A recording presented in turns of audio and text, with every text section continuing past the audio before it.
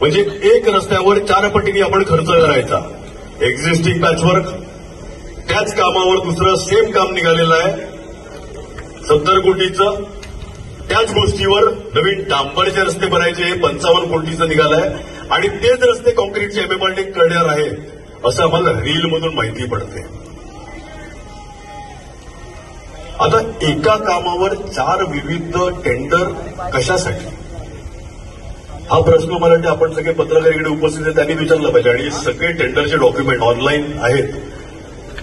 म्हणजे 3 टेंडर, एक एक्झिस्टिंग, 2 नवीन निघालेल्या त्याच रस्त्यासाठी. आणि रीलमधून आम्हाला माहिती पडते की एमएमआरडी हे रस्ते कॉन्क्रीटचे करणार आहेत.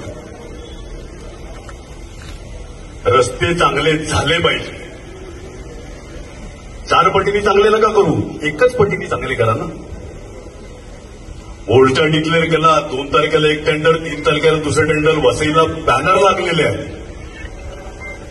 वर्क ऑर्डरची. आपलं वर्क ऑर्डर नाही, काय टेंडर डॉक्युमेंट.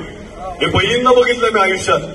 35 वर्षात कधी कोणी टेंडरचं बॅनर बनवलंय आयुष्यात बघितलं नाहीये की.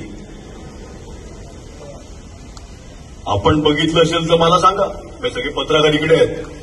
महाराष्ट्रामध्ये तर मी कुठल्याही आमदाराचं असं ऐकलेलं नाही की टेंडरची कॉपी जे पत्र आपलं महापालिका हे करते आणि एमएमआरडीए मधून जर होणार असेल तर महापालिकेचा पैसा कशाला वाया घालवता.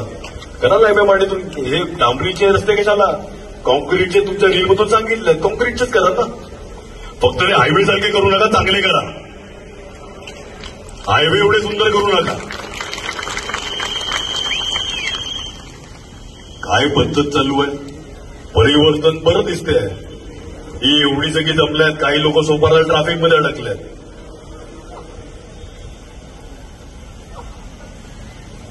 एक बाजूला लोक येऊन सांगतात की काही प्रतिनिधी म्हणतात की महापालिकेकडे पैसेच नाहीयेत. का गेल्या वर्षापर्यंत तर सगळाच पैसा होता.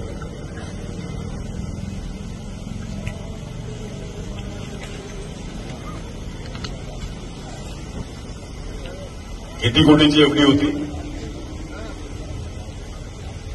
400 कोटीची एफडी केलेली.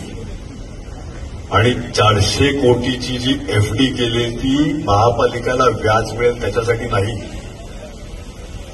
दहेडचा प्रकल्प ला लागणारा जो पैसा म्हणजे आपल्याला पाणी पुरवठा, डॅम आपण मालकीचा करून घेतला. आज तो विषय आज फक्त रोडवर मी बोलणार आहे.